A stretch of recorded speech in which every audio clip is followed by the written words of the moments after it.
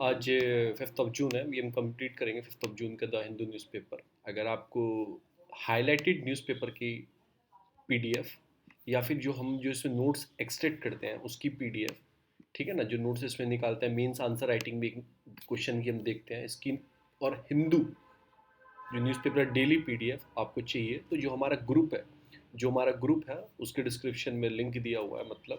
मतलब कि वीडियो के डिस्क्रिप्शन में लिंक है, आप वहाँ जाके ग्रुप में जाके आप कलेक्ट कर सकते हैं, फ्री ऑफ कॉस्ट है, कोई पैसा नहीं है। ठीक है, तो हम स्टार्ट करते हैं। फर्स्ट ऑफ ऑल 22 जवान शहीद हुए हैं, बहुत क्षतिगत बात है। कल भी 6 जवान शहीद हुए थे, ऐसा नहीं है कि 22 है, कल भी 6 जवान। तो ये नक्सलिज्म जो है ये कल हमने कंप्लीट पढ़ा था, कैसे नक्सलबारी ये वेस्ट बंगाल से उठा था। फिर 1967 में लैंड रिफॉर्म के टाइम पे ये ज़्यादा उसमें पावर में आ गया था। कैसे नक्सलिज्म जो नक्सलबारी क्षेत्र से निकला था, कैसे ये छत्तीसगढ़, उड़ीसा और आंध्र प्रदेश तक पहुंचा। ठीक है, कैसे माओइस्ट जो इनकी सोच है उससे कोलैप हुआ, उसके लीडर कौन थे। तो हमने कल ये कवर की थी नक्सलिज्म के बारे में। तो हम नक्सलिज्म के आज नहीं पढ़े, क्या क्या कंट्रोल मेजर लेने चाहिए, क्या क्या गवर्नमेंट कर सकती है, कहाँ का गवर्नमेंट नेगलेक्ट किया है, तो ये सब हमने कल पढ़ा था। तो हम आज उसको कवर नहीं करेंगे, पर जवान शहीद हुए हैं इसलिए मैंने आपको थोड़ा नक्सलिज्म के बारे में बता दिया कि कैसे कैसे हुई ये नक्सलिज्म क्यों क्यों बोला जाता है। एक नक्सलबारी एरिया है आपका वेस्ट बंगाल में, ठीक है ना। तो वहाँ वैसे बहुत नेग्लिजिबल हो गया है। 2010 में ये कम से कम 700 जो डिस्ट्रिक्ट्स हैं, 700 एरिया के अंदर था, अब 90 एरिया के अंदर, बहुत नेग्लिजिबल हो गया है। पर फिर भी क्यों एक्टिव हुआ है, क्योंकि इलेक्शंस है, कहीं ना कहीं इलेक्शंस है, वेस्ट बंगाल में इलेक्शंस है, तो ये एक्टिव हुए हैं। क्या रीज़न है, कोई इलेक्शन पर्सपेक्टिव रीज़न है, लाइक पुलवामा, या फिर इससे मैं आपको छोटा सा हिंट देता हूँ, तो इसलिए हम एक्टिव हुए हैं। तो ये आपको पता होगा क्योंकि अभी कहाँ है, वेस्ट बंगाल में इलेक्शंस है, इसलिए वेस्ट बंगाल से नक्सलबारी वहाँ एक एरिया है, वहाँ से बना था, तो नक्सलिज्म इसलिए बोला जाता है। उस पर मैं कमेंट नहीं कर सकता क्या रीज़न है। जो मेरी थिंकिंग है वो मेरी थिंकिंग है, आपके पर्सपेक्टिव से आपकी थिंकिंग है। जो पहला देखो, पहली बार क्रॉस डेली केसेस, मतलब 1 लाख केसेस आए हैं फर्स्ट टाइम, ऐसा बोल रहे हैं फॉर ए फर्स्ट टाइम। तो 1 लाख केसेस कल रिपोर्टेड हुए हैं, ठीक है ना। मार्च 15 से जब स्टार्ट हुआ था, अप्रैल 2000 आपके अप्रैल तक 1 लाख केसेस, मैं बता रहा हूँ 3 से 4 लाख डेली केसेस तक जाएगा। उसके बाद कहीं जाके कम होगा, 2.5-3 लाख से तो ऊपर ही जाएगा। उसके बाद जाके डेली 10,000 केस इंक्रीज हो रहे हैं, डेली 10,000 केस। तो उसके लिए गवर्नमेंट क्या सोच रही है, जो रशियन वैक्सीन है आपका स्पुतनिक 5, उसको लाने की सोचा। अभी 2 वैक्सीन चल रही हैं, एस्ट्राजेनेका की कोविशील्ड और कोवैक्सीन अपनी बायोटेक की। 2 वैक्सीन वर्क कर रही हैं रिसेंटली, तो तीसरी वैक्सीन जो स्पुतनिक है, क्योंकि स्पीड बढ़ानी है, स्पीड वैक्सीनेशन की स्पीड बढ़ानी, तो थर्ड वैक्सीन को लाने की बात चल रही है। स्पुतनिक फिफ्थ 5 नाम है, तो उसको देखेंगे आगे क्या होगा उसमें। आगे ये सब इलेक्शन की हम बिल्कुल नहीं पढ़ेंगे, नंदी का अमरूद पे हम पढ़ेंगे रफाल के बारे में, क्योंकि रफाल का दूसरा जेट, मतलब कि दूसरा बैच आने वाला है इंडिया में। 8 to 9 plane first squadron leader में शामिल है, तो और भी आने वाला है। कितने टोटल प्लेन आएंगे, टोटल नियर अबाउट 36-37 प्लेन्स आएंगे, वो हमारे ज़रूरी नहीं है, ठीक है, तो इसलिए आने वाला है। दूसरा हम पढ़ेंगे PSU बैंक में take 2000 crore hit, 2000 crore hit, मतलब कैसे हिट होगा। अभी क्या होता है, मैं आपको चीज़ें बताऊँ क्या होती है। जब आपका मोरेटोरियम पीरियड था ना, मोरेटोरियम पीरियड कब था कि जब जैसे लॉकडाउन लगा था तो सरकार ने रियायत दी थी, जो EMI लोन है उसकी मत पे करो, उसे मोरेटोरियम पीरियड बताया गया था, जो मार्च से अगस्त तक चला था। तो 6-7 महीने का ये पीरियड था। तो उसके बीच में क्या हुआ, जब ये मोरेटोरियम कंप्लीट हुआ कि ये पीरियड तक आपको EMI जो आपने लोन लिया उसकी EMI और उसकी प्रिंसिपल इंटरेस्ट नहीं देना है, और बैंक आपको NPA भी नहीं लगा सकता आप पे। तो क्या हुआ था, फिर गवर्नमेंट ने जब ये हटाया, ये मोरेटोरियम पीरियड खत्म हुआ, तो बैंक ने क्या किया कि लोगों के ऊपर, ठीक है मत दो, पर लोग उनके ऊपर कम कंपाउंड इंटरेस्ट लगा दिया। सिंपल इंटरेस्ट और कंपाउंड चक्रवर्ती जो ब्याज आपका रह गया था, पेंडिंग था, उसके ऊपर उन्होंने कंपाउंड इंटरेस्ट लगा दिया। लोग कोर्ट में चले गए, कोर्ट ने मना कर दिया, रोक लगा दी उस चीज़ पे। तो फिर क्या हुआ, मोरेटोरियम पीरियड था। फिर गवर्नमेंट ने स्कीम निकाली, आपकी कंपाउंड इंटरेस्ट सपोर्ट कर स्कीम निकाली गवर्नमेंट ने, कि जो आपका लोन है, ये जो कंपाउंड इंटरेस्ट आ रहा है वो हम पे कर देंगे। तो उसका है कुछ, उससे मैंने आपको थोड़ा हिंट बता दें। मोरेटोरियम क्या होता है वो आपको पता लगे। मोरेटोरियम होता है कि रिलीफ देना, कुछ टाइम तक आप पेमेंट मत दो। आपके क्वेश्चन आ गए थे गवर्नमेंट ने हटाई, पर बैंक तो अपनी बैंक बुक से चलते हैं ना। गवर्नमेंट ने वही तो हटाई कि आपको पे नहीं करना है, तो आपको RBI ने मना किया था। और बैंक अपनी उसके हिसाब से चलता है, बैंक बुक के हिसाब से चलते हैं। ठीक है, आपने नहीं पे किया कोई बात नहीं, मत पे करो। पर उसके ऊपर जब दूसरा जब आएंगे, जब से स्टार्ट होगा, तो उन्होंने कंपाउंड इंटरेस्ट लगा दिया। तो वो गवर्नमेंट ने स्कीम भी लेके आई थी गवर्नमेंट उसके लिए। तो बस ये है, सुप्रीम कोर्ट ने बोला था कि जो इंटरेस्ट वी किया था, सुप्रीम कोर्ट के ऑर्डर से हुआ था। फिर क्या होगी, ये कुछ नहीं है, सेंट्रल कर्टेल है, मतलब ये तो सीधा बिल आ रहा है, सेंट्रल ने कर्टेल कर दिया power of the Delhi government की। मेरे हिसाब से तो गलत है, क्योंकि एक डेमोक्रेटिक गवर्नमेंट है, डेमोक्रेटिक जो by the people for the people of the people, और उसकी जो सारी पावर है, अब जो पब्लिक ने चुनी है उसकी सारी पावर एक लेफ्टिनेंट गवर्नर को दे देना। आपको पता ही है इनडायरेक्टली लेफ्टिनेंट गवर्नर किसके अंडर, प्रेसिडेंट के अंडर में रहता है, और प्रेसिडेंट किसके एडवाइस से वर्क करता है, वो वर्क करता है आपका काउंसिल ऑफ मिनिस्टर्स के। तो एक तरह से आपने क्या कर रहे हैं, आप पावर कर्टेल कर रहे हैं एक डेमोक्रेटिक गवर्नमेंट की। मेरे हिसाब से गलत है, मेरी थिंकिंग जो है डेमोक्रेसी में नहीं होना चाहिए। हम पढ़ेंगे रफाल के बारे में, ये हम आते हैं अपने नोट्स पर जी। इंडिया रिसीव रफाले बूटी, India was receive the first batch of Rafale, जो पहले आया था आपको पता ही है। जेट, ये एक 3 सिंगल सीटर है, 3 सिंगल सीट है और 2 सीट है, ठीक है ना। Will be station in Ambala airbase में। रफाले इज द ट्विन इंजन, इसमें 2 इंजन है, देखो एक 2 इंजन हो गया, देखो एक इंजन ये रहा, एक इंजन मैं ऐसे बोल रहा हूँ, इंजन यहाँ नहीं होते, इंजन यही होते हैं, ये जो पूरा इंजन ही है, पूरा 2 इंजन है। और मल्टी रोल कॉम्बैक्ट एयरक्राफ्ट है, मल्टी रोल, बहुत सारे रोल ही कर सकता है। डेवलप किसने, develop by the French aircraft manufacturing, आपकी डसॉल्ट ने डेवलप किया है, ठीक है। टॉप स्पीड इसकी इतनी स्पीड से जा सकता है, 2,500-3,000 किलोमीटर प्रति आवर में। मैक्स वेट इसका 24,000 kg के आसपास है। रेंज इसकी कितनी है आपकी, 37,000 किलोमीटर की कुछ रेंजेस है इसकी। और लेंथ इसकी 10 मीटर का सारा है। और लोडिंग कैपेसिटी इसकी इतनी है, थोड़ा ये बस याद में, कैपेबल किस चीज़ के, ग्राउंड सपोर्ट के लिए, एरिया आपको रिकन्सनेंस के लिए, मतलब कि डेप्थ स्ट्राइक के लिए, बहुत नीचे जाके घुस के आना, और न्यूक्लियर डिटर्नेंस के लिए। अभी 2000 इंट्रोड्यूस कब हुआ था, 2011 में। रफाल फ्रेंच ट्वेंस इंजन एक है, मल्टी, मैंने आपको सब बता दिया ये वाला। इंडिया लिंक 59 करोड़ की डील हुई थी 2016 में, pick your 36 Rafale jet from French जो डसॉल्ट है उनसे लेने थे, डसॉल्ट एविएशन से। तो ये आपको लेना इंडियन एयरफोर्स को। MMRAC आपका medium multi role combat aircraft है, ठीक है ना। किसको दिया गया है, ये एयरफोर्स को दिया गया है। और स्पेसिफिक क्या है कि मतलब क्यों ज़रूरत है इसकी, स्पेसिफिकेशन क्या है, एक तो एयर सुप्रीमेसी है कि एयर के ऊपर से बहुत है, मतलब वेपन को ले जाना, इन डेप्थ तक स्ट्राइक करना, एंटी शिप स्ट्राइक करना, ग्राउंड सपोर्ट देना, वाइड रेंज ऑफ वेपन, जो वेपन इससे जब ऊपर से आप गिराओगे तो वाइड रेंज मिलेगी वेपन को जाने की। फिर आपकी मिट्रियोट, मतलब कि it is a next generation beyond visual range air to air missile, जो है आपकी आपकी बुराम करके डिज़ाइन टू इसमें लगाई गई है एयर टू एयर कॉम्बैक्ट के लिए, ठीक है ना। इससे क्रूज मिसाइल भी इसमें, मतलब कि टारगेटिंग 3 कंट्रोल में क्रूज मिसाइल फिट कर सकते हैं। माइका मिसाइल सिस्टम इसमें लगा हुआ है, एयर टू एयर टारगेट कर सकता है। फ्लाइट आवर इसके aircraft 30,000 flight hour in operation. इसके अभी तक कितने फ्लाइट आवर हो चुके हैं, इतने बार उड़ चुका है, 30,000 आर बार ये उड़ चुका है, मतलब चेक किया जा चुका है। तो ये कुछ इस चीज़ से रिलेटेड है, आपके रफाल से रिलेटेड, आपके फ्रेंच से लिया, दसॉल्ट कंपनी से लिया। मल्टी आपका मल्टी मीडियम मल्टी है, मतलब कि medium multi role combat aircraft है। इंडिया 36 लेने वाला है, कुछ एयर सुपरमेसी है इसकी, वाइड रेंज ऑफ वेपन है इसकी। इसमें कुछ ये सिस्टम याद रखना बस। ये आपके बियॉन्ड हो गया, आपका ये वाला लग सकता है इसमें। फिर माइका मिसाइल सिस्टम्स है एयर टू एयर टारगेट करने के लिए। तो ये कुछ सिस्टम्स हैं, बस ये आपको याद रखना है। अपने हिंदू पे आता है, ये न्यूज़ मैंने आपको बता दी। मैं आपको आज इतने एडिटोरियल भी नहीं थे, सारे जितने भी एडिटोरियल थे आज, जब लिंक थे आपके पॉलिटी से लिंक थे, क्योंकि इलेक्शन हैं तमिलनाडु में, इलेक्शन हैं केरला में। जो पहला आता है कि Biden show the interest to reworking, अभी मैं 2 दिन से यही पढ़ा रहा हूँ आपको, कि जो 31 मार्च को जिनके वीज़ा ख़त्म होने वाले थे, अभी 28-29 तारीख से यही आ रहा है, जिनके वीज़ा की जो ओवर होने वाले थे, जो अमेरिका में यहाँ के H1 वीज़ा वाले रहते हैं, उनके वीज़ा जिनके ख़त्म होने वाले थे, उनको जुलाई में, सितंबर में ट्रंप ने क्या मना कर दिया था कि हम आपके वीज़ा रिन्यू नहीं करेंगे।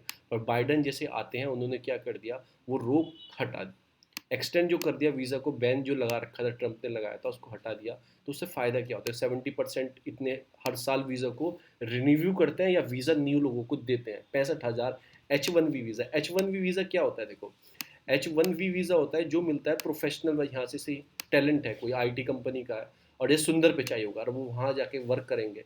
कहाँ पे वर्क करेंगे, जाके अमेरिका में वर्क करेंगे, तो H1B वीज़ा के ऊपर उनको मिलेंगे। अगर उनको अपनी वाइफ और स्पाउस या मतलब या फिर बच्चों को ले जाना, वो उनको मिलता है HB वीज़ा, वो वहाँ पे काम नहीं कर सकते। और ऐसे स्टूडेंट होते हैं उनके लिए HJ करके वीज़ा है। तो ऐसे वीज़ा डिफरेंट डिफरेंट प्रोफेशन के आपको लेने पड़ते हैं, ठीक है ना। एप्लीकेंट्स कितने सारे, इतने सारे एप्लीकेंट वर्कर हैं वहाँ पे जो काम कर रहे हैं। ट्रम्प ने इनकी आ जाता है, US रिलेशनशिप पे बात आ सकती थी। फिर inflow of skilled labour into US वो थोड़ा कम हो जाता है।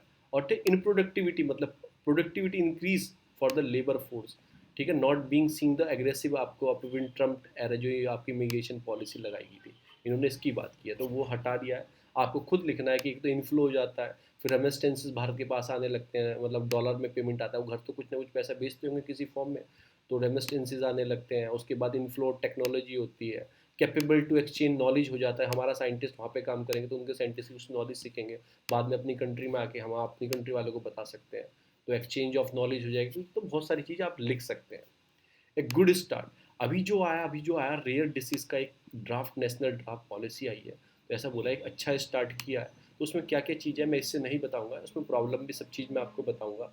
फिर रेयर डिसीज़ की डेफिनेशन भी बताऊंगा अकॉर्डिंग टू WHO क्या होती है। इसमें भी मेंशन है, WHO डिफाइन करता है rare disease having frequency less than 6 में से 10 लोग होने चाहिए 10,000 में। मैं आपको ये अपने नोट से पढ़ाऊंगा, जो मैंने नोट्स निकाला है तो मैं आपको बताने वाला हूँ। जो ड्राफ्ट पॉलिसी आई है, जो national policy of rare disease क्या होती है कि बहुत रेयरली पाई जाएगी, ठीक है ना, वो पता भी नहीं लगती या तो उसका इलाज होता है या नहीं होता, तो रेयर डिसीज ऐसे काउंट किया गया। Rare disease has affected the organisation and dissatisfied with the national. कुछ ऑर्गेनाइजेशन जो है रेयर डिसीज जो पेशेंट है इस पॉलिसी से कुछ खफा भी है, कुछ इसके साथ भी है। इशू क्या है कि एक तो इसमें क्या क्या चीज़ की गई है, what an issue the policy specific increase the government support. जो गवर्नमेंट सपोर्ट करती है पुअर सेक्शन को, किसी को रेयर डिसीज है तो गवर्नमेंट सपोर्ट करती है, 15 लाख पहले देती थी, अब 20 लाख देगी, जो इसके अंदर आया। बट आपको केयर गिवर से does not reflect the actual cost of the treatment. जो इशू है, जो केयर गिवर है ना, मतलब जैसे आपको डिसीज है, आपके घर वाले आपकी केयर कर रहे हैं, जो केयर गिवर आपको केयर दे रहे हैं, वो कहते हैं कि जितने आपने रेयर डिसीज के लिए पैसा रखा है सफिशिएंट ही नहीं है। 20 लाख नहीं, बहुत खर्चा आ जाता है, आप खुद देख लो। अगर एक महीना भी आपको किसी अस्पताल में लग जाना पड़ जाएगा प्राइवेट में, मैं बताता हूँ, तो 20-30 लाख रुपये तो एक महीने में आ जाएगा, तो ये बहुत कम है, ऐसा बोला। फिर उसके बाद एडवोकेसी ग्रुप, जो उसके अंदर ग्रुप है आगे बताऊंगा, उसमें भी लाइफ थ्रेटन डिसीज के लिए अलग है और डिसीज के लिए अलग है। एक्सप्रेस कंसर्न किया lack of funding support in the policy of the patient, जिनको डायग्नोस मिलता है लाइफ थ्रेटन डिसीज से, रेयर डिसीज से फेस करें, जेनेटिक डिसऑर्डर से उनको डायग्नोस किया जाता है, बार बार उनको चेकअप किया जाएगा, ये सब किया जाएगा, तो उनके लिए कोई funding, lack of funding support है उनके लिए। मैं आगे ग्रुप आएंगे तब बताऊंगा। कुछ हाईलाइट्स हैं इसके अंदर। ये rare disease soon eligible only one time treatment under the Ayushman Bharat, इसके अंदर भी इनको रेयर डिसीज को रखा गया। बेनिफिशियरी कौन है इसके, not a limit below the poverty line, extend for 40% of the population, ठीक है ना। एलिजिबल कौन है, मतलब कि 23 नॉम जो दिए गए प्रधानमंत्री आपका आरोग्य योजना, प्रधानमंत्री जन आरोग्य योजना में ट्रीटमेंट बाय द गवर्नर आपको टर्सरी ओनली। टर्सरी देखो, प्राइमरी हो गया गांव में, सेकेंडरी हो गया थोड़ा वो शहर के अंदर हो जाता है, थोड़ा टाउन के अंदर, फिर टर्सरी सेक्टर होता है बड़ा अस्पताल। ट्रीटमेंट गवर्नमेंट टर्सरी हॉस्पिटल होंगे, जो गवर्नमेंट के टर्सरी हॉस्पिटल है, एम्स बोल सकते हो आप, जितने भी गवर्नमेंट के टर्सरी बड़े हॉस्पिटल्स हैं उसमें आपको ओनली, उसमें ना कि प्राइवेट में। यहाँ पे कंफ्यूजन करेगा आपको यूपीएससी जब देगा government hospital and private hospital simultaneously, ऐसे स्टेटमेंट में दिख के देगा। तो आपको बेनिफिशियरी कौन है, बीपीएल वाले भी हैं और भी हैं लोग और भी एक्सटेंड किए जाएंगे। और जो कुछ नॉर्म्स हैं जो प्रधानमंत्री जन आरोग्य योजना में रखे हैं वो इसके अंदर एलिजिबल होंगे। ट्रीटमेंट गवर्नमेंट हॉस्पिटल में मिलेगा। अब 3 ग्रुप हैं इसके अंदर। अब ठीक है, इसके अंदर 3 ग्रुप बनाए गए हैं, वो मैं आगे पढ़ाऊंगा, इसमें से नहीं पढ़ा रहा, आगे मैंने सेपरेट निकाला है उसके लिए। रेयर डिसीज क्या होती है, a rare disease also refer to the orphan disease, it any disease that affect the small percentage of population. Percentage अब कितनी परसेंटेज होनी चाहिए वो भी बताऊंगा। More rare disease are a genetic and the present throughout the personal, मतलब कि entire life रहती है, क्योंकि जो मोस्टली मतलब जो रेयर डिसीज होती है ना वो आपके जेनेटिक साथ, मतलब पेरेंट्स से आ गई, अब पूरी लाइफ आपके साथ रहेंगी। Even the if symptom does not immediately happen, आपको पैदा होती पता लगेंगे सिम्टम, पर कुछ साल बाद आपको दिखने लगेंगे वो सिम्टम। ये कुछ नाम है, मैं नहीं पढ़ूंगा, आप बैठ के नहीं पढ़ना, रेयर डिसीज का कॉमनली जो यूज़ है। फिर इसमें आपको बताता हूँ चीज़ें क्या है। जो भी database of the rare disease है नहीं है, कोई national registry of database of rare disease propose किया गया है। डॉक्यूमेंट देखो, एक ग्रुप 1 हो गया, एक ग्रुप 2 हो गया और एक ग्रुप 3 हो गया, इनको कैसे कैलकुलेट किया गया। Disorder control by one time, आपका क्यूरेटिव ट्रीटमेंट दिया जाएगा, ठीक है ना, इन वाली बीमारी के लिए, इंक्लूडिंग द आपके ऑर्थोपेरेटोसिस और फैनक्यूनी एनीमिया के लिए आपको दिया जाएगा। फिर ग्रुप 2 में क्या है, इसमें डिसीज़ रिक्वायर लॉन्ग टर्म, एक लाइफ लॉन्ग ट्रीटमेंट चाहिए, जिनको कुछ डिसीज़ है उनको ग्रुप 2 में रखा गया है। ये जो बीमारियाँ आपकी ग्लाइकोडेस, आपको सीवियर फूड प्रोटीन एलर्जी और क्या होमोसेलेटिनियर करके है। और ग्रुप 3 में क्या disease with definitive treatment available, कोई उनका ट्रीटमेंट प्रॉपर तरीके से नहीं है, but challenges make optimal patient selection for a benefit. A very high cost and life long therapy नहीं चाहिए आपको, कर्विंग चाहिए डिसीज सच है, स्पाइनल आपके म्यूकुलस, आपके एथ्रोपी चलती है, ये सब चीज़ें हंटर साइड्रोम्स हैं, ये सब चीज़ें ग्रुप 3 में रखा गया। अब सारी बात अच्छी है, आपने आयुष्मान भारत से तो पहले वाले कवर कर रहे हो, ग्रुप 1 वाले, और भी बाद में भी अब पैसे जरूरत पड़ी तो 20 लाख तक पैसा दिया जाएगा, ये पुअर पेशेंट्स हैं, ठीक है। For a disease classify under group 3 which require life long expensive treatment होता है, ये वाले जो ग्रुप वाले हैं इनका बहुत लाइफ लॉन्ग एक्सपेंसिव ट्रीटमेंट चलता है। अब ये बोलते हैं 20 लाख देंगे, इनको थोड़ा प्रॉब्लम है।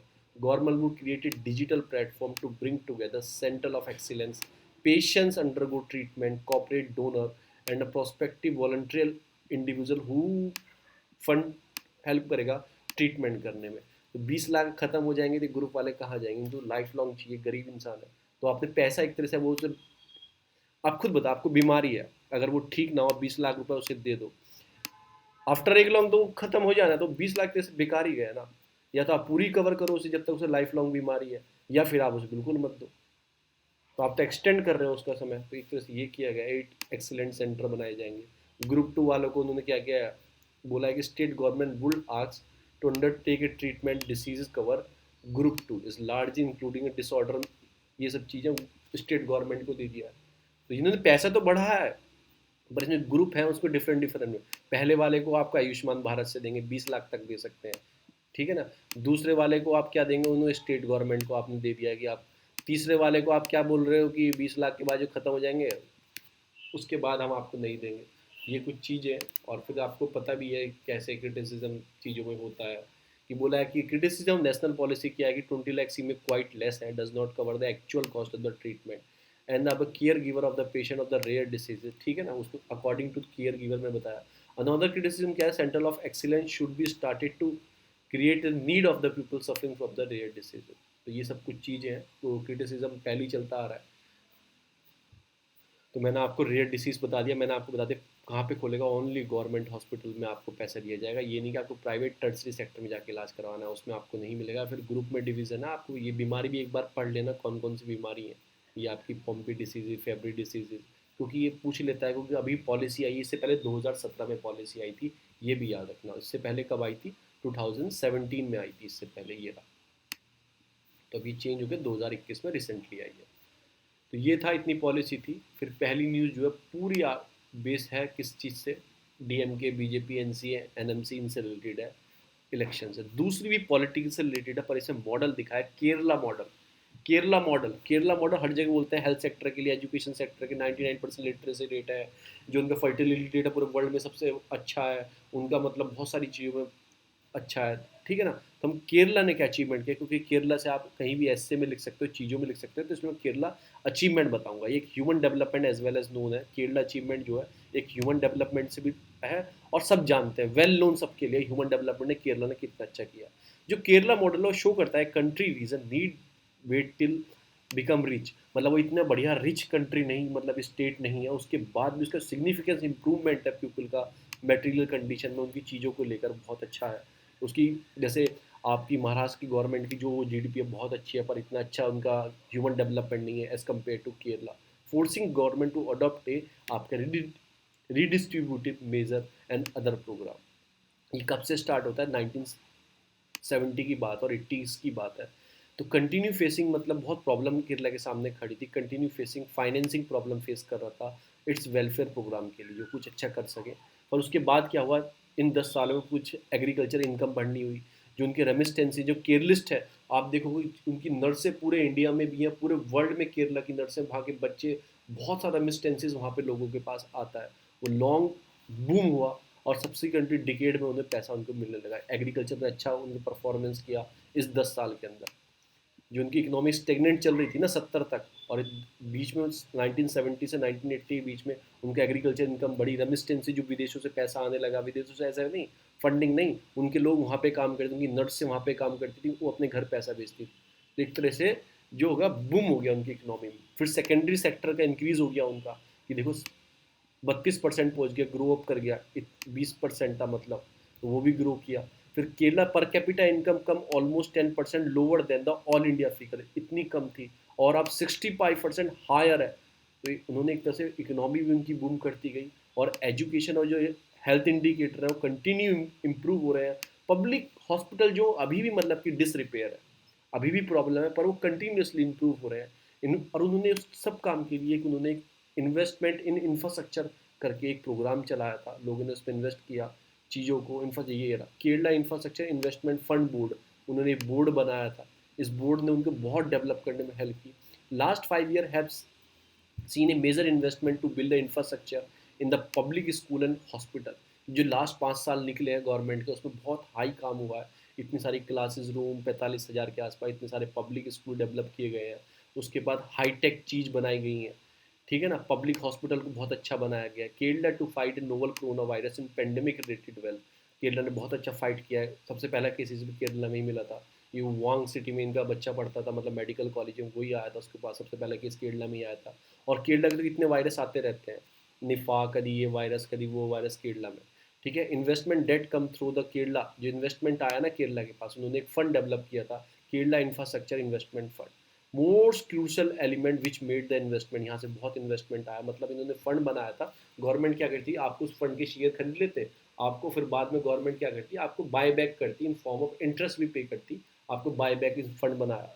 After school and hospital develop किए, building economic infrastructure such as road, apart from school और हॉस्पिटल डेवलप नहीं किए इस फंड से। रोड बनाई, ब्रिजेस बनाई, इंडस्ट्री बनाई।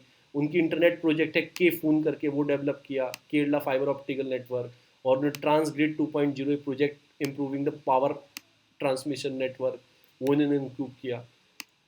न्यू फंडिंग आर्म, ठीक है ना, न्यू फंडिंग आर्म मतलब कि उन्हें और भी फंड चाहिए।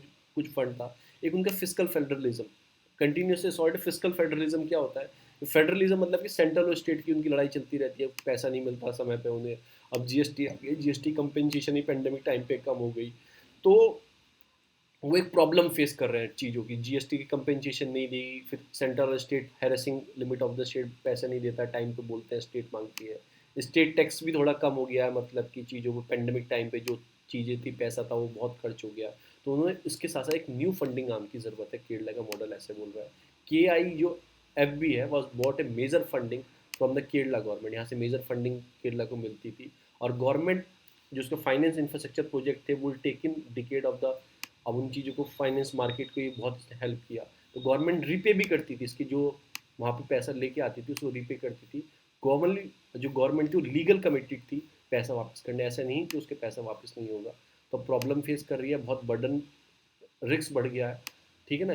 डेप्थ बढ़ गया, डेप्थ टू जीडीपी रेशियो 36% हो गया, मतलब कि जीडीपी पे डेप्थ होता है, मतलब कर्जा, वो 36% हो गया, ठीक है ना। सीवियर फ्लड आया 2018 में, कैसे क्यों हुआ, 2019 में फिर फ्लड आया, पेंडेमिक होगी, और अनफोर्सिन एक्सपेंसिव बढ़ गया पेंडेमिक से। फिर नेचुरल डिजास्टर, जॉब लॉसेस होगी। वेस्टर्न अफ्रीकन जो कंट्रीज़ है, मैंने बोला ना वेस्टर्न अफ्रीकन कंट्रीज जो हमारी, इनमें इनकी सऊदी अरेबिया, कम से कम 30-40% जो केयरलिस्ट वर्कर रहते हैं इनके, वो सब काम करते हैं हेल्थ सेक्टर में जुड़े हुए। फिजिकल पॉलिसी बहुत ही कमज़ोर हो गई है। Kerala will better prepare for to face every आपकी इवेंचुअलिटी, मतलब कि better infrastructure, better education, more highly skill and healthier. तो ऐसे इन्होंने बोला है। फिर गवर्नमेंट का रोल बताया, गवर्नमेंट को क्या करना चाहिए, लेफ्ट डेमोक्रेटिक फ्रंट को, फिर यूनाइटेड डेमोक्रेटिक फ्रंट को, तो उनका रोल बताया क्या करना चाहिए। और मैंने आपको चीज़ें बताई, ऐसे फंड डेवलप करने चाहिए हर स्टेट को, और ऐसे रोल मॉडल फोकस करना चाहिए। तो लास्ट में वो एक ही बात बोलेंगे कि ज़रूरी नहीं है कि आपकी स्टेट का पैसा हो या ना हो, अगर आप सर्विस प्रोवाइड करेंगे पब्लिक को, तो वो आपको इन्वेस्टमेंट के रूप में आपको वापस मिलेगा। तो इन्होंने इस वाले मॉडल में ये बात की है। ये हमारे काम का नहीं है, फिर ये जो हो ये भी हमारे काम का नहीं है। बीजेपी की ईवीएम मशीन पकड़ी गई, तो जर्नलिस्ट का रोल क्या होना चाहिए। फिर रोड मैप टू टॉलरेंस, जो रेसिज्म है अभी भी जिंदा है कहीं ना कहीं। 21 मार्च को क्या था,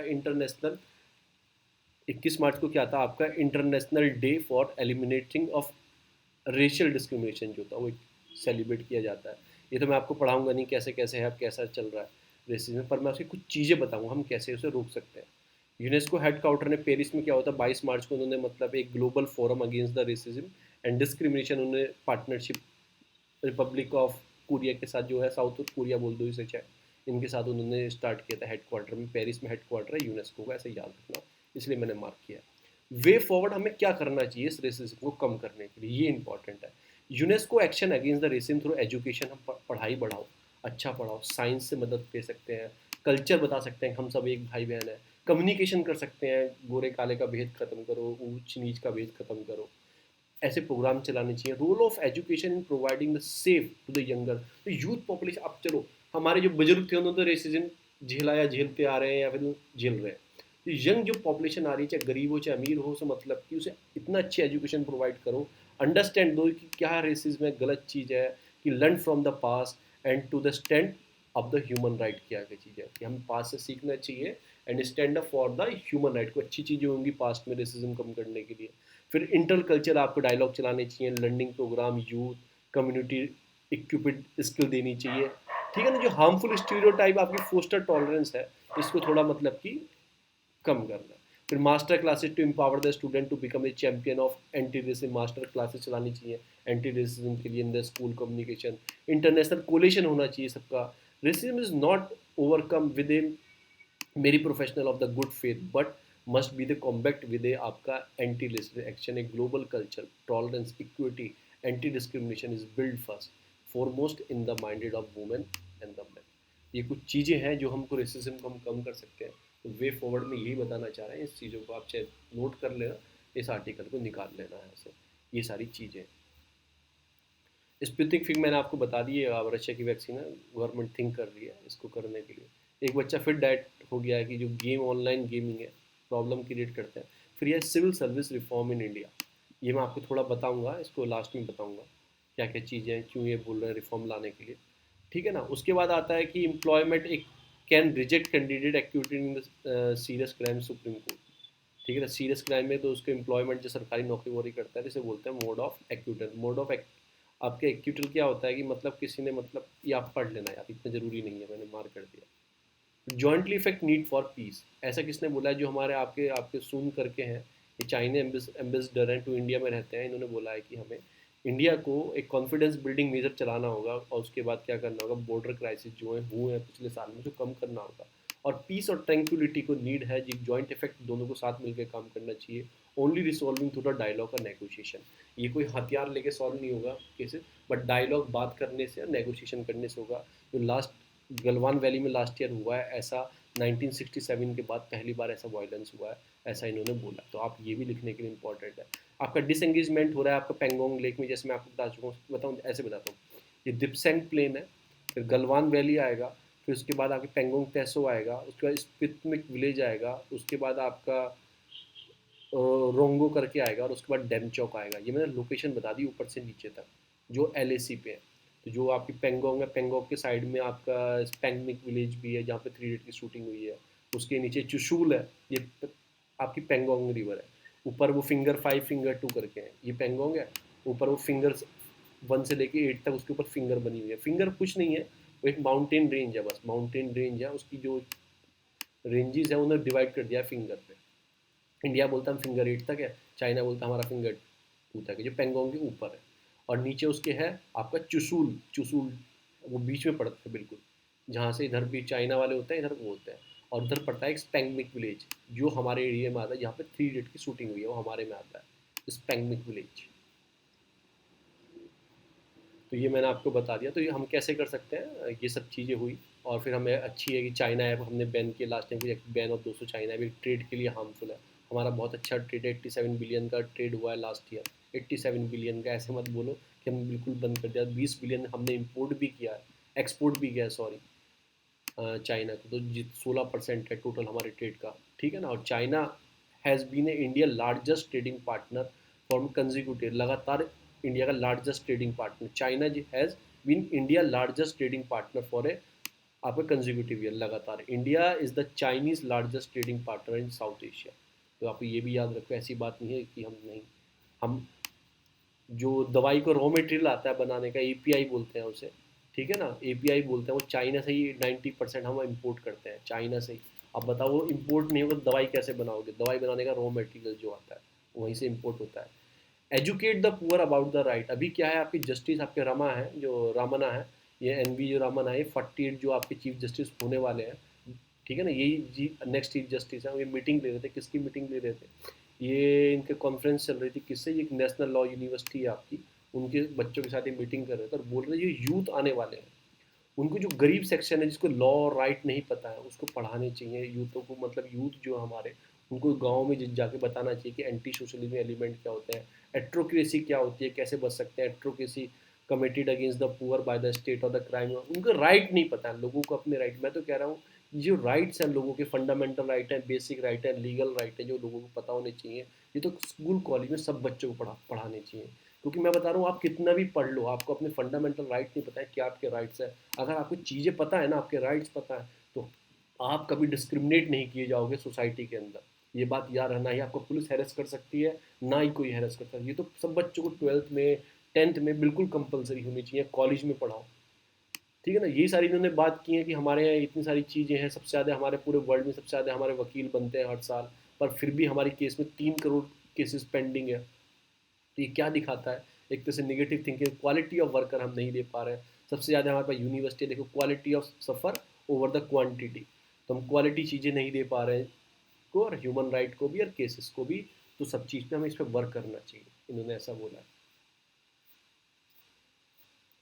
फिर जो केस आता है हाउस अरेस्ट कर दिया गया, इतना इंपॉर्टेंट नहीं, बस आपको याद रखना है क्राउन प्रिंसेस कहाँ के हैं, ये कहाँ के हैं आपके, हमजा जो है, ये क्राउन प्रिंसेस कहाँ के हैं आपके, जॉर्डन के हैं। इनको हाउस अरेस्ट कर दिया, क्यों कर दिया, अंडरमाइनिंग द सिक्योरिटी, कुछ उन्हें लीक डॉक्यूमेंट कर दिया होगा।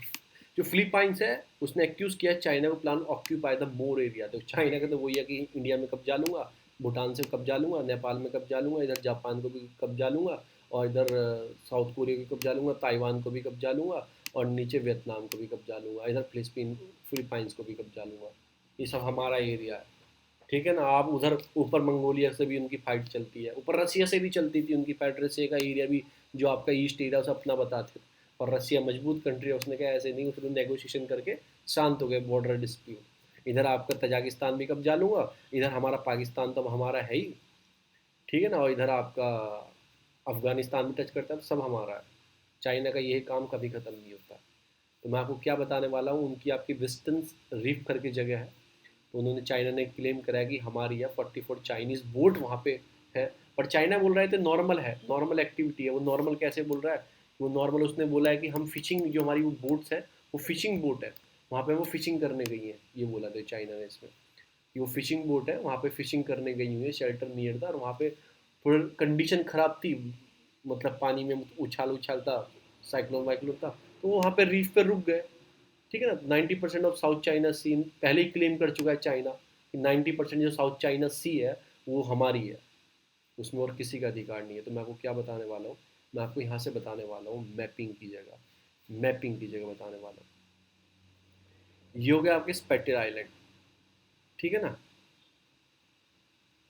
स्पटली आइलैंड। यहाँ पे जो जगह है ये है आपका विट्सन रीफ, ये आता है विट्सन रीफ, ये है। इधर फिलीपाइंस हो गया, इधर आपका क्या हो गया, इधर आपका ये वियतनाम हो गया, ये साउथ चाइना सी हो गया, यहाँ इसमें आता है फिलीपाइंस के, ये फिलीपाइंस के एरिया में आता है विल्सन रीफ। ये सारा एरिया है, चाइना क्लेम करता है सारे एरिया को। तो मैं ऐसे मार्क कर लेता हूँ जो भी करंट में न्यूज़ आती है, जो आज एक न्यूज़ हो रही है इससे रिलेटेड, इंडोनेशिया का एक आइलैंड है आपका अदोनारा।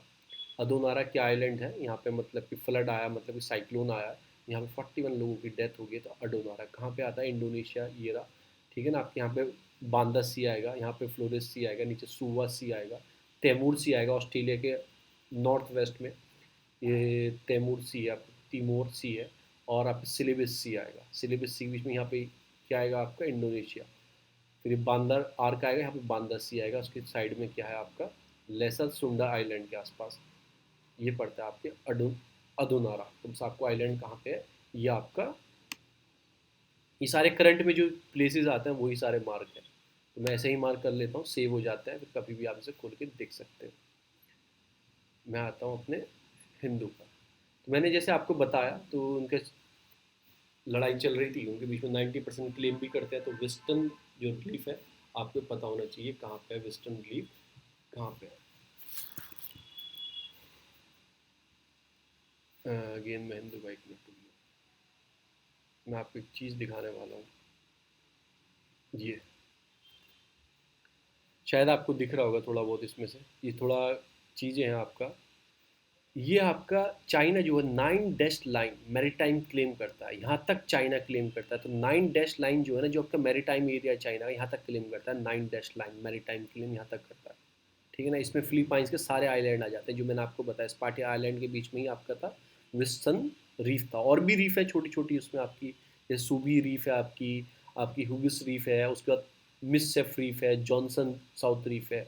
ये सारे इसमें चीज़ें आती हैं। तो यहाँ तक क्लेम करता है। तो चाइना बोलता है कि ये हमारा ही एरिया है, ये भी पार्सल आइलैंड्स भी हमारे ही हैं, फिर नीचे आपके न्यूटन आइलैंड्स भी ये भी हमारे ही हैं। ये सारा क्लेम क्या करता है आपके, आपके नतुना आइलैंड ये भी हमारे, सारे चाइना बोलता है ये हमारा है। 9 डैश लाइन मैरीटाइम तक। तो ये आपको याद रखना, 9 डैश मैरीटाइम रिलेटेड टू, ये है चाइना की मैरीटाइम लाइन क्लेम जो करता है। स्पार्टल आइलैंड्स भी हैं उसके अंदर, कितनी सारी चीज़ें, China, Taiwan, Malaysia, Brunei, Philippines, Vietnam claim the sovereignty over all the part. इन पे कौन क्लेम करता है ये सारे पे, यहाँ पे वियतनाम आ जाएगा तो अपना बताएगा वो, यहाँ पे मलेशिया नीचे आ जाएगा तो वो अपना बताता है, ब्रुनई आ जाएगा साइड में तो वो अपना बताता है, फिलीपाइंस आ जाएगा वो क्या हमारे एरिया में घुस गए। जो सारे ऐसे ऐसे डिस्प्यूट चलता है, चाइना का क्लेम क्या है, ये क्लेम है चाइना। तो सारी कंट्री उसने सारा मैरीटाइम अपने पास रख लिया। ये पार्सल आइलैंड्स है, ये भी याद रखना। ऊपर ताइवान आता है, नीचे फिर साउथ चाइना सी आता है पार्सल, और वियतनाम आता है। तो आप याद रखना ये सारी चीज़ें। मैंने आपको ये मैं शेयर कर दूंगा ग्रुप में, तो मैंने आपको बताने के लिए चीज़ें मैंने आपको दिखा दी है। 9 dash line related to China claim जो करता है आपका सारा रीज़न में, इतना ही था इसमें। और फिर हम अपने हिंदू पे आ जाते हैं वापस। मैं कहाँ पे था, मैं आपको ये न्यूज़ नहीं थी, तो मैंने आपको थोड़ा ही एक्स्ट्रा चीज़ हमें पढ़नी चाहिए, क्योंकि चीज़ों से हमें क्या मिलता है थोड़ा पता ही लगता है। तो चाइना का ये क्लेम है सारा, ये आ गया। ठीक है, नेक्स्ट न्यूज़ आगे चलते हैं। ये मैंने आपको बता चुका हूँ, ऑक्यूपाई ये रीज़न बता चुका हूँ। फिर उन्होंने क्या किया है, जो म्यांमार में चल रहा है अभी, जो चल रहा है वहाँ पे स्प्रिंग रिवॉल्यूशन नाम दिया गया है। और उन्होंने एग, ये आपको एग दिख रहे होंगे इनके हाथ में, ये आपको एग दिख रहे होंगे, ये है क्या। तो इन्होंने इस पे लिख के मैसेज जनरेट किया है। क्या क्या मैसेज लिखे हैं एग के ऊपर, मैं आपको बताता हूँ। उन्होंने उन्होंने लिखा है इन सब, get out M A H कौन बताइए, जुंटा है, जुंटा लीडर है, उनका नाम है मिनिस्टर उन हैंग करके, ये हैंग करके। तो उनके मैसेज लिखे हैं get out M A H, ऐसे ऐसे मैसेज दिए हैं। तो डेमोक्रेसी को थ्रेट, इलेक्ट्रिकल गवर्नमेंट थी वहाँ पे आपके सुन की, आपके सेन सुई की, ठीक है ना। तो उनकी गवर्नमेंट को हटा दिया गया। तो आपको पता ही है क्या क्या इशू चल रहे हैं। फिर जो हाफिज सैयद थे, हाफिज सैयद कौन है, ये आपका आतंकवादी है आपका। तो उनको अभी टेरर फाइनेंसिंग के केस में अंडर कर दिया गया, 9 साल की सज़ा दे दी, 9 सज़ा दे दी गई है। ये आपका मुंबई में ब्लास्ट हुआ था।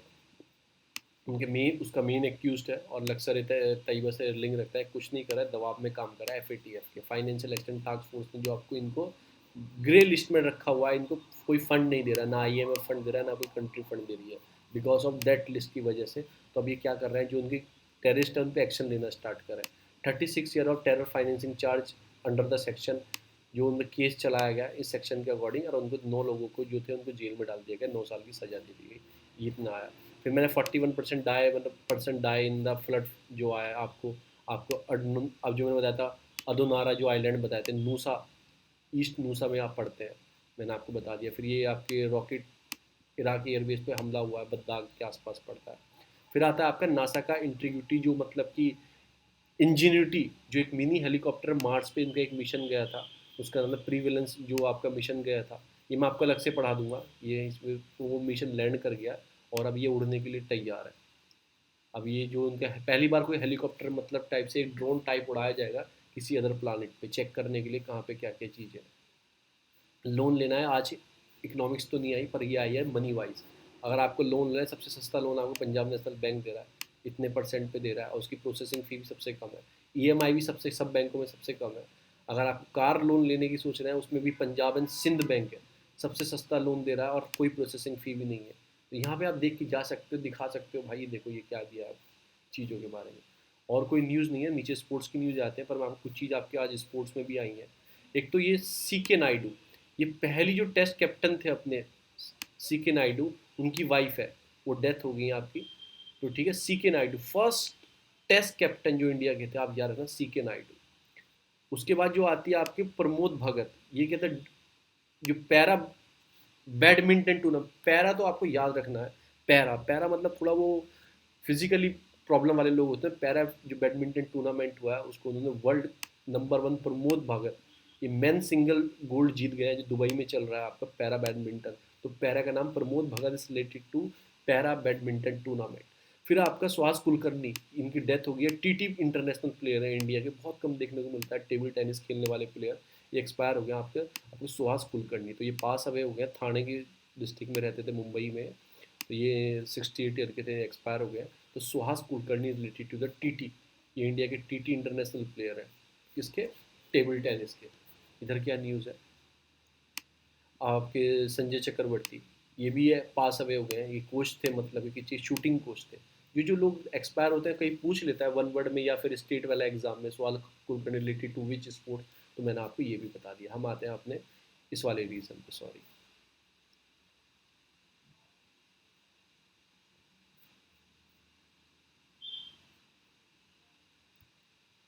हम आते हैं अपने इस वाले रीजन। मैंने इसमें क्या छोड़ा, कुछ छोड़ा, ये पढ़ा दिया मैंने आपको। मैं आपको पढ़ा रहा हूँ नासा का प्रिवलेंस मिशन जो आपका, ठीक है ना। ये कब स्टार्ट हुआ? ये स्टार्ट होता है आपका अभी 7 महीने पहले, जुलाई में सेंड हुआ था 2020 में। आपको एक चीज़ बता दूँ, जो वो मोस्टली मिशन होता है ना मार्स पे जाने वाले, वो जुलाई के आसपास ही छोड़े जाते हैं। उसका एक रीज़न है, वो आते आते ऑर्बिट के पास आ जाएंगे, पर्टिकुलर मंथ में ऑर्बिट पास आ जाती है, जून जनवरी फरवरी के।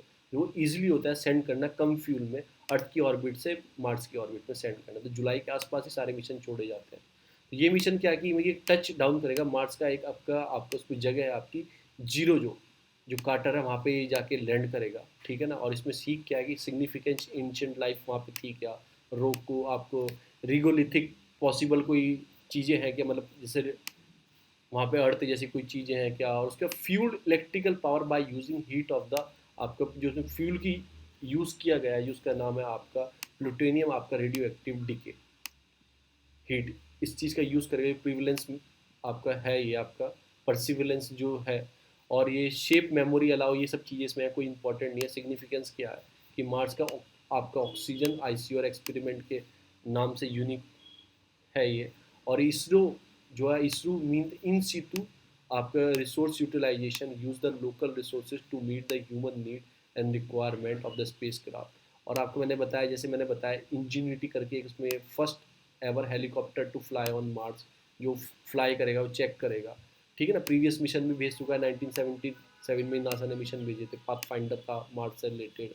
उसके बाद सारे ये मिशन भेजे गए थे। उसके बाद ये जुलाई में देखो, सब जुलाई में जाएंगे आसपास सारे। तो यही सब न्यूज़ थी इससे रिलेटेड, और कोई न्यूज़ है फिर रफाल में आपको बता ही चुका हूँ। आगे चलते हैं। सेंट्रल आर्म पुलिस फोर्स में आपको थोड़ा बताना चाहता हूँ, क्योंकि सेंट्रल आर्म के ही लोगों पे हमला हुआ है। पहली बात, ये इसमें मतलब कि 60 साल पहले पर एज फिक्स कर दी गई है। मिनिस्ट्री ऑफ होम अफेयर के अंदर ये आते हैं सेंट्रल आर्म फोर्स। और इसके अंदर एक फोर्स नहीं है, 7 सिक्योरिटी फोर्स आती हैं इसके अंदर। जैसे आप CAPF का एग्जाम भी देते हो असिस्टेंट कमांडेंट का, Assam rifle, BSF, central security, CISF, CRPF, reserve force जो इंटरनल मैटर देखती है, तिब्बतन वाली होगी, नेशनल सिक्योरिटी गार्ड हो गए, और सशक्त सीमा बल नेपाल बॉर्डर पे होते हैं। तो मैं आपको यही बताना चाहता हूँ, मिनिस्ट्री ऑफ होम अफेयर के अंदर आता है। और ठीक है, 60 साल पर्सनल की इसमें फिक्स कर दी गई है। और जो उसके हेड होंगे, DG होंगे, वो एक IPS ऑफिसर उसे देखते हैं। वो जो कैडर से आते हैं, डिपो को बुला लिया जाता है। आसाम राइफल सबसे ओल्डेस्ट है, 1935 में बनाया गया था। ये क्यों बनाया गया था? जो प्रोटेक्शन, जो ब्रिटिश टी स्टेट थी ना, नॉर्थ ईस्ट वाली, उनको प्रोटेक्ट करने के लिए बनाया गया था, ठीक है। तो ब्रिटिश टाइम पे डेवलप किया गया था। Right arm to the civil and left arm to the military, जैसे एक काम करता है। इंडिया वार, चीनो जो वार में, उसमें उसने हेल्प किया। श्रीलंका में इसने हेल्प किया, ऑपरेशन पवन करके। पीस कीपिंग मिशन फोर्स चलाया उन्होंने। BSF फोर्स 1965 में बनाया गया था। 65 का युद्ध हुआ था हमारा चाइना से, और तुरंत उसके बाद क्या हो गया था, आप फिर वो पाकिस्तान को दिया था हम पे लड़ाई करने के लिए। तो हमने ये BSF बनाया था। इसमें एयर विंग भी होता है, मेराइन विंग, क्योंकि एयर विंग कोई ऐसी जगह होती है, पैदल वहाँ पे बॉर्डर नहीं दिख सकते, तो वो हवा से दिखते हैं। फिर मेराइन विंग, गुजरात वाला बॉर्डर सारा वो मेराइन टाइप है, वहाँ पे होता है। फिर आर्टिलरी रेजिमेंट भी होती है इसमें। तो बहुत सारी चीज़ें, फर्स्ट लाइन डिफेंस बोला जाता है BSF को। सेंट्रल सिक्योरिटी फोर्स 1969 में बनाया गया था आपका। ये क्या बटालियन होती है, प्रोवाइड करती है, जो आपके PSU होते हैं गवर्नमेंट को, सिक्योरिटी प्रोवाइड करती है। मेट्रो वेट्रो में सिक्योरिटी देखे होंगे आपने, CISF की। एयरपोर्ट पे देखे होंगे आपने, सी पोर्ट के, उनके लिए सिक्योरिटी के लिए। दिल्ली मेट्रो ये आ गया देखो। उसका सेंट्रल रिजर्व फोर्स ये क्या देखती है, जो इंटरनल है, जैसे अभी नक्सल को कंट्रोल करना है। जो इंटरनल मैटर है, पब्लिक ऑर्डर बेकार, तो रूल ऑफ लॉ तो कहीं बेकार नहीं हो रहा, ये प्रमोट इंटरनल मैटर देखती है, क्या क्या चीज़ें देखो आपको पता है, क्राउड को कंट्रोल करना, कोई राइट्स तो नहीं हो गए, कहीं पे काउंटर मिलिटेंसी नहीं है, लेफ्ट विंग एक्सट्रीमिज्म ये आ गया, नक्सलिट ये आ गया, यूएस के कोई पीस की भी मिशन होते हैं, गवर्नमेंट पॉलिसी उसे देखना, रेस्क्यू रिलीफ देना, कोई मतलब कि नेचुरल कैलेमिटी डिजास्टर आ गया, अब बीएसएफ वाले तो नहीं आएंगे बॉर्डर छोड़ के। ये इंडो तिब्बतन, नामी तिब्बतन आगे 1962 में बनाई गई थी, 62 में बनाई गई थी, तो आप देख लो, ये आपके लद्दाख रीजन ये सारे चाइना बॉर्डर पे ही होती है, इंडो तिब्बतन होती है आपकी चाइना बॉर्डर। तो इसलिए स्पेशल क्यों है, क्योंकि वो रीजन पूरा हिमालय रीजन है, ऊपर से चलते हिमालय आएंगे, नेपाल साइड फिर अरुणाचल प्रदेश, तो उन्हें कॉम्बैक्ट स्किल दी जाती है कि माउंटेन पे कैसे आपको काम करना है। फिर नेशनल सिक्योरिटी गार्ड, ये एनएसजी कमांडो होते हैं, ये टेररिज्म फाइट करने के लिए बनाए जाते हैं। आपने देखा मुंबई पे हमला हुआ, फिर बाद में एनएसजी कमांडो को बुलाना पड़ा था, ठीक है ना, जो आपके राइज 1984 में ऑपरेशन ब्लू स्टार जो स्टार्ट किया था इन्होंने, ठीक है ना, इंदिरा गांधी ने, ठीक है, combat the terrorism activity to view the internal disturbance जो था इन्होंने स्टार्ट किया था, ये सब बनाए गए। तो उसके बाद सशस्त्र सीमा बल होता है, नेपाल बॉर्डर पे होती है, 1962 में इवेंचुअली क्रिएटेड मार्च, ये टोटली मतलब टोटल सिक्योरिटी प्रिपेयर्डनेस देखती है, नेपाल बॉर्डर देखती है, जो रीजन टच करता है आपका नेपाल से, किस किस का, अरुणाचल प्रदेश में भी देखती है, उत्तराखंड, यूपी, बिहार, ठीक है ना, वेस्ट बंगाल, सिक्किम, आसाम, अरुणाचल प्रदेश, तो इनकी ड्यूटी यहाँ पे देखने की होती है। और मैं आपको ये बताना चाहता कौन सी फोर्स कहाँ पे होती है, सबसे पुरानी कौन सी है इसमें याद रखना, आसाम राइफल, ये हमारा आज का हिंदू था। मैं यहीं पे आपको इन सब की पीडीएफ चाहिए तो डिस्क्रिप्शन में ग्रुप का लिंक है, वहाँ पे जाके आप इसकी पीडीएफ फ्री ऑफ कॉस्ट सुबह को 6 बजे हिंदू न्यूज़पेपर की, और फिर हाईलाइट्स की भी मैं डाल देता हूँ 1-2 घंटे बाद, और ये भी डाल देता हूँ, और वीडियो भी। Thank you so much for your valuable time.